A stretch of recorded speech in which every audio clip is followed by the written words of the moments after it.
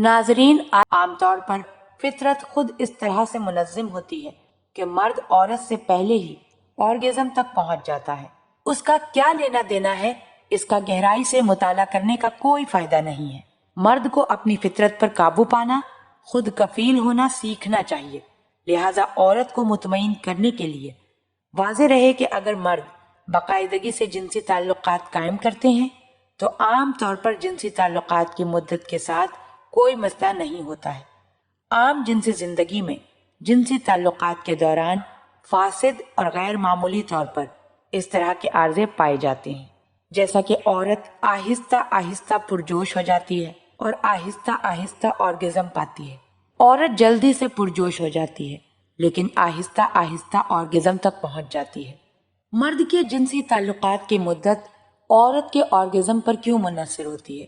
کیونکہ ایک اچھا ساتھی بنیادی طور پر عورت کو خوش کرنے کے بارے میں سوچتا ہے، لہٰذا وہ اپنے ذاتی مفادات کی قربانی دیتا ہے۔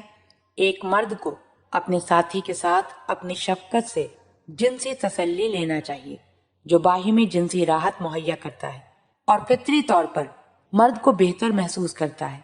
نفس پر قابو پانے کے احساسات کو فروغ دیتا ہے جس کے نتیجے میں وہ جنسی استحکام کو بڑھا دیتا ہے۔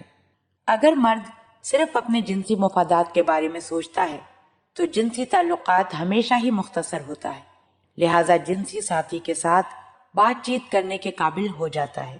جب تک مرد آرگزم تک نہ پہنچ پائے تب ہی اندام نہانی میں عضو تناسل داخل کرے، تب تک اس کا اثر عورت کے اجارہ پر ہوتا ہے۔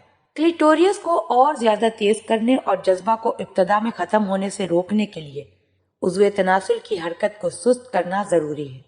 یہاں تک کہ اگر انزال ہو گیا ہو تب بھی مرد کو جنسی تعلقات قائم رکھنا سیکھنا چاہیے یہاں تک کہ مادہ آرگزم شروع ہو جائے۔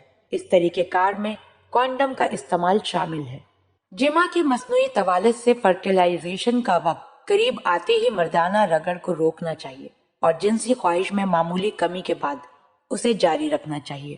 اس طریقہ کار کو طول کہتے ہیں اور اسے کئی گھنٹوں تک جمع کے طول دینے کے لیے استعمال کیا جا سکتا ہے۔ اس کے علاوہ دونوں جماعتوں کے آرگزم کے بیک وقت ہونے کا زیادہ امکان ہوتا ہے۔ جمع کا طریقہ بہت سے طریقوں پر غور کرنے کے قابل ہے جس کا براہ راست جنسی توالد کے طریقہ کار سے وابستہ ایک سلسلہ میں مطالعہ کیا جانا چاہیے۔ اندام نہانی میں لگاتار 3 عطلی اور ایک گہری دخول اندراج ہر نقطۂ نظر میں پھوٹ کی تعداد 81 ہے۔ اگر جذبہ بڑھ رہا ہے تو عضو تناسل کو اندام نہانی سے ہٹانا چاہیے لیکن اختتام تک نہیں، 2 سے 3 سینٹی میٹر تک چھوڑنا چاہیے۔ جب جذبہ ختم ہو جائے تو پھر اسی ترتیب سے مکریاں جاری رہتی ہیں۔ اللہ پاک ہم سب کو دین کی سمجھ عطا فرمائے اور اس کے مطابق زندگی بسر کرنے کی توفیق عطا فرمائے، آمین۔